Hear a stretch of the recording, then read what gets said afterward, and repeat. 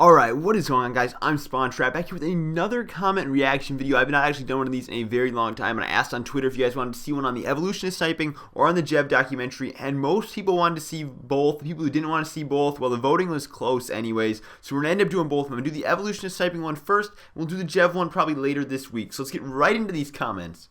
Freak VVV said, that intro was the best. Now it's a ghost town. Absolutely iconic. I love that intro. I try to make the intros of these documentaries the best I can. The one I'm most proud of is definitely the Tensor one with the Richard Nixon quote. If you guys didn't know, the thing at the beginning of the Tensor one where it says, others may hate you, in that, older man voice, that's actually Nixon. I had to get that cleared with Tensor, that it was okay for me to use something that was somewhat politically slanted, but a lot of people didn't even know that was even Nixon at the time. Hoo-ha said something like, I love these documentaries. It would be great if they could end up on a TV gaming channel like G4. Anyways, keep it up with the history of Jev. That'd be great.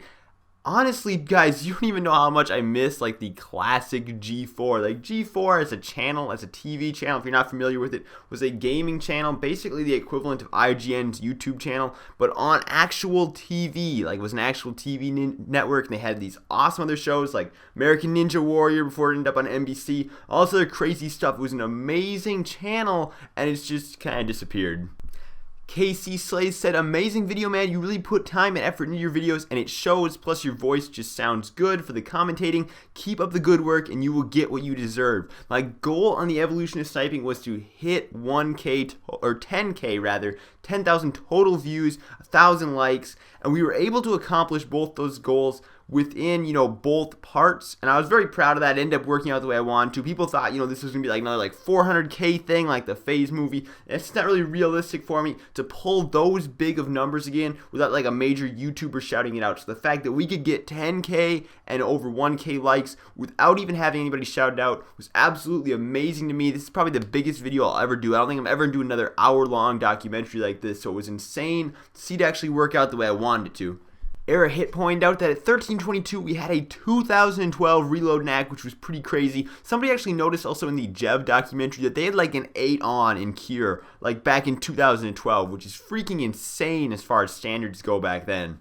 David vs. Goliath said, hashtag happy Optic Day. Cool, this was released the same day the Optic team is celebrating. I don't know if this is on purpose or not, but still cool. I had absolutely no idea that Hex and the rest of Optic were celebrating Optic Day, and that this just happened to come on the same day. I wish I could actually had the Optic documentary ready, a week ago, and I could have put that on Optic Day, but instead we got this. Optic was obviously a big part of it. It was pretty good timing for me. I didn't even realize that was happening.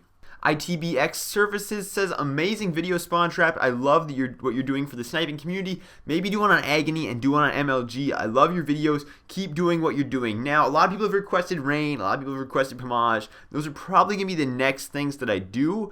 But I do kind of want to do something on Agony. I have an idea that encompasses Agony, because Agony's been someone that's been pretty requested as well. It's not just about Agony, but it's about something that's a part of something that Agony was a part of. And it's not Obey, and it's not Phase, but it's another thing that Agony was a part of. And I really want to do that one in the future before the end of the year as well.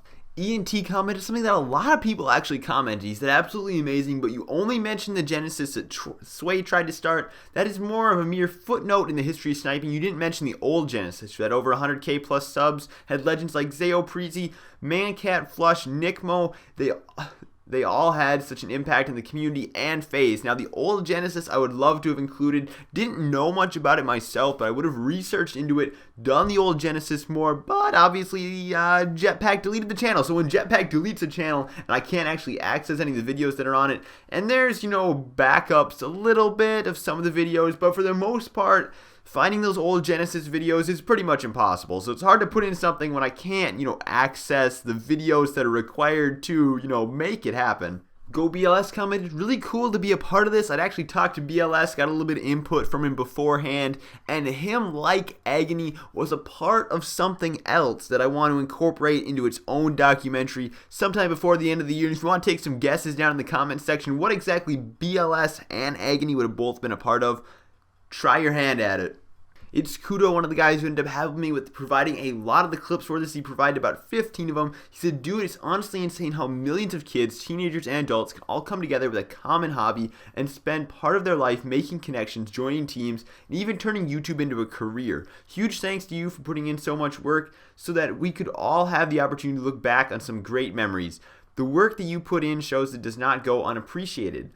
Also, thank you very much for linking my channel and shouting me out. I'm glad I could help. Honestly, what he said right here is exactly the kind of message I was trying to portray through the entire thing, especially at the end, that so many people have been impacted by a simple game, and really it's changed people's perspectives on a lot of things.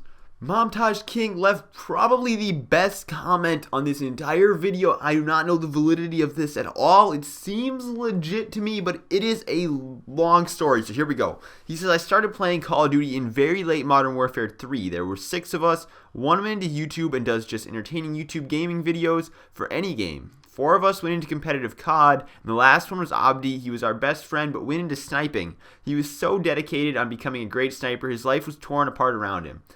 He tried so hard to be a great sniper. His own cousin died. He didn't attend the funeral because of Phase 5. He was obviously going for the recruitment challenge. People were grinding like insanely hard for the Phase 5 recruitment challenge. I just want to put a plug in for that. There was someone in my town actually who got like, I think it was like a bladder infection or something because they didn't go to the bathroom for like 10 hours straight because they were grinding that hard for clips. That was someone in my town. And he continues to say, the truth is, without connections, you're going nowhere. Abi died of diabetes, and he would have loved this. Rest in peace, and I hope the sniping community will get better. Alright, well that brings us to the end of our comment section. Hopefully you guys did enjoy this video, and hopefully you guys drop a like on it. If you did so, we will hopefully have more information on the Optic documentary out later this week, or potentially next week. The documentary itself could be out. I don't really call it a documentary per se. It is going to come in at a little bit under 20 minutes, just like my Fear one, my Impact one, my Complexity one. The competitive Call of Duty ones aren't meant to be as long. They don't get as in depth with the players themselves. It's more about the team and the team as a whole and the events they participated at. So hopefully you guys are understanding of that and understanding the fact that there are a limited number of clips for older events just simply because of the technology limitations that they had as far as streaming and things like that. So keep that in mind when you're watching that trailer or when you're watching the documentary itself. So I will see you guys in the next video.